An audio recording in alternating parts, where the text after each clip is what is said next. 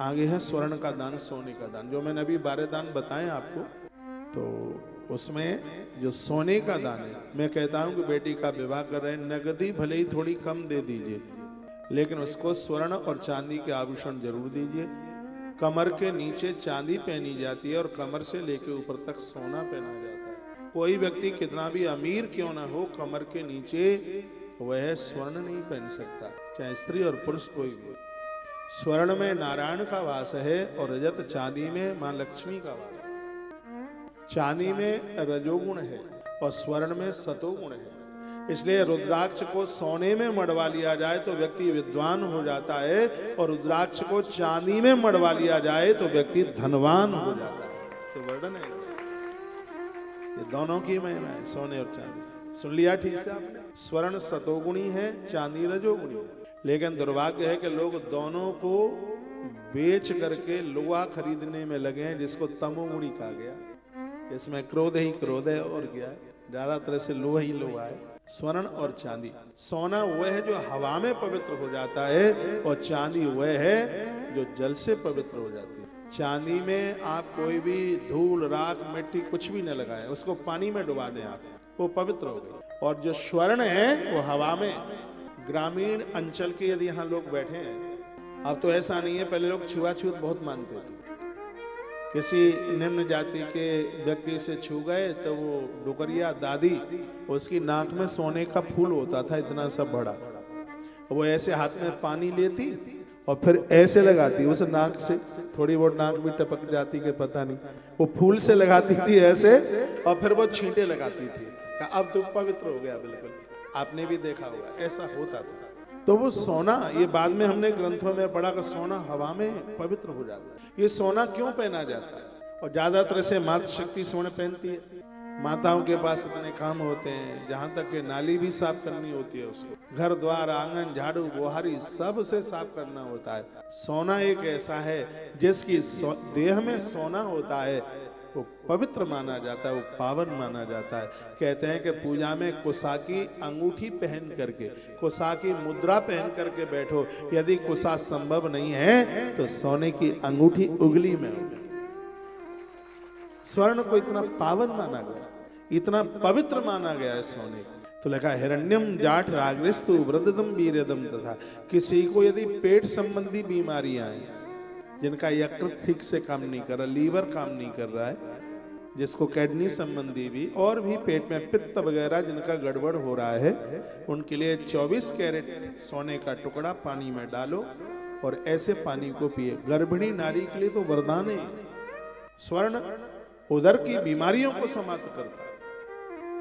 लिखा हिरण्यम जाठ राग्नेस्तु, जठर को मजबूत करता है। जिनको भूख नहीं लगती, जिनके जठर में अग्नि प्रकट नहीं होती, प्रदीप्त नहीं होती, उनके लिए लोग स्वर्ण भस्म बताते हैं, उनके लिए लोग सोने का पानी बताते हैं। मैंने बहुत बार बोला है, गर्भिणी नारी के लिए चंदन का पानी, गर्भिणी नारी के लिए स्वर्ण का पानी किसी वरदान से कम नहीं है इस धरती। उन्हें बताया करें जो आपके पास आते हैं, पूछ। गर्भिणी नारी के लिए बच्चे अपांग विकलांग नहीं पैदा होंगे, उन्हें कोई दिक्कत नहीं होगी। लिखा है 48 नंबर का श्लोक है, हिरण्यम जाठ राग्नेस्तु। सोना जठर को मजबूत करता है। सुवर्ण का दान जठराग्नि को बढ़ाने वाला। ऐसा कोई पुरुष जो संतान को जन्म देने में असमर्थ है, उसके पास मर्दानगी नहीं है, कहते हैं गौ माता के कच्चे दूध में सोना डाल दो, 24 कैरेट का कोई भी टुकड़ा, अंगूठी जो भी कोई हो, और वह मर्द उस दुग्ध को पिए। हो सके तो आधा चम्मच देसी गौ माता का घी डाल दे उसमें, उसको फेंट करके पी जाए, उसकी मर्दानगी वापस आ जाएगी, उसका वंश चल जाएगा। और प्राय माताओं को दोषी माना जाता है जब औलाद नहीं होती, मर्दों में भी कमियां होती हैं। लिखा है कि जठराग्नि को मजबूत करने वाला वीर्यदायक है। हिरण्य स्वास्थ्य के लिए और मुक्ति के लिए दोनों प्रकार से बहुत ज्यादा प्रभावशाली है। बड़े दानों में, विशेष दानों में स्वर्ण को रखा गया। समझ में आ रहा है कि मैं सही बोल रहे हैं? तो फिर आप सोइए मत, आपकी झपकी भी लगी है। रात को क्या करते हो? रात को टाइम से सोया करो। बिफोर 10 o'clock 10 बजने से पहले सोने की कोशिश कीजिए। मैं सो जाता हूं इसलिए बोल रहा हूं। और प्लीज मेरी प्रार्थना है कि मुझे 10 बजे के बाद कोई फोन न किया करे। मैं आपका फोन उठाता नहीं, फिर आपके मुंह लटकते हैं, कि हमारा फोन नहीं उठाया गया। अब उठाएंगे तो जब जग रहे होंगे तो 10 बजे। 10 बजे के बाद जागना अपनी आयु को खोना है, अपनी उम्र को खतरे में डालना है। भोर में जल्दी जागिए, 4 बजे, 4:30, लास्ट हर हालत में 5 बजे से पहले तो जागना ही। 5 तो बहुत ज्यादा बोल गए। 7 घंटे की नींद आपको बलवान बना देगी, आपको रोगों से मुक्त कर देगी। आप फूल की तरह मुस्कुराते रहेंगे दिन भर। 7 घंटा तो कम से कम आपको सोना ही है। दिन में सोना स्वास्थ्य के लिए उतना ही हानिकारक है जितना कि बिना मौसम के फल खाना, बिना मौसम की सब्जियां खाना। भिंडी तभी खाओ जिस मौसम में भिंडी चलती है। आजकल तो गूगल बता देता है कि कौन से मौसम में कौन सी भिंडी।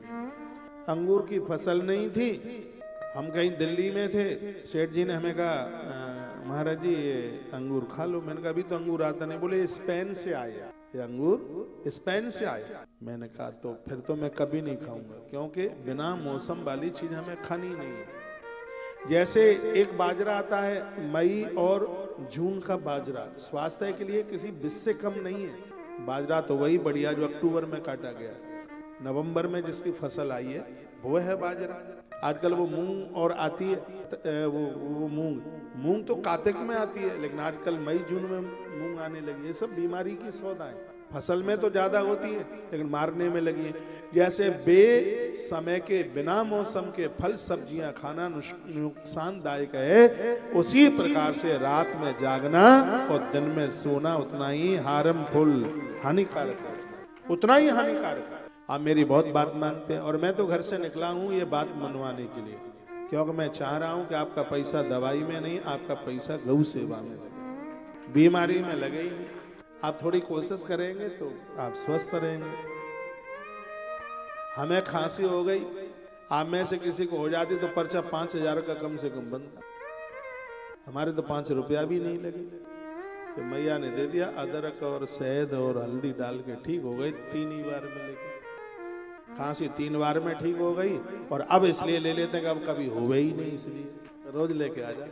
तो मेरी यहाँ आपको प्रार्थना है, आप टाइम पर जाए। भोगी को सुबह नींद आती है, तो आप तो योगी हैं, आप 7 घंटे की नींद कम नहीं है। रतन टाटा कहते थे, बड़ा अद्भुत मान बात, ने कहा कि मैं 5 बजे के बाद कभी बिस्तर पर नहीं रहा। आपके मुंबई में अक्षय कुमार ने कहा कि मैंने आज तक कभी उगते हुए सूर्य का दर्शन न किया हो, ऐसा कभी नहीं हुआ। मैं सूर्यास्त के बाद कभी भोजन नहीं करता, कभी खाना नहीं खाता। मैं 10 बजे के बाद किसी फंक्शन को अटेंड नहीं करता। 10 बजे मैं अपने बिस्तर पर होता हूं, इसलिए मैं निरोगी हूं, मुझे कोई बीमारी नहीं है। ऐसे लोगों को सुना कर उनके लिए स्वास्थ्य वरदान बन जाता है। कहानियां किससे नहीं है। आप जा रहे हैं, हमारी बात अच्छी नहीं लग रही है आपको? अच्छा, काम भी तो बहुत है, क्या किया जाए। कथा छोड़ने का तो मन किसी को नहीं, लेकिन ये भी तो चाहिए, कार्तिक नहाओ चाहे माओ, बिना जाके हो नहीं ब्याओ, ये भी तो करना ही होता है। तो ये श्लोक देखिए, हिरण्यम जाठ राग्नेस्तु व्रतदम वीरेदम तथा आजमम पुष्टकरम विद्या दुस्त्र आयुष करम विदु।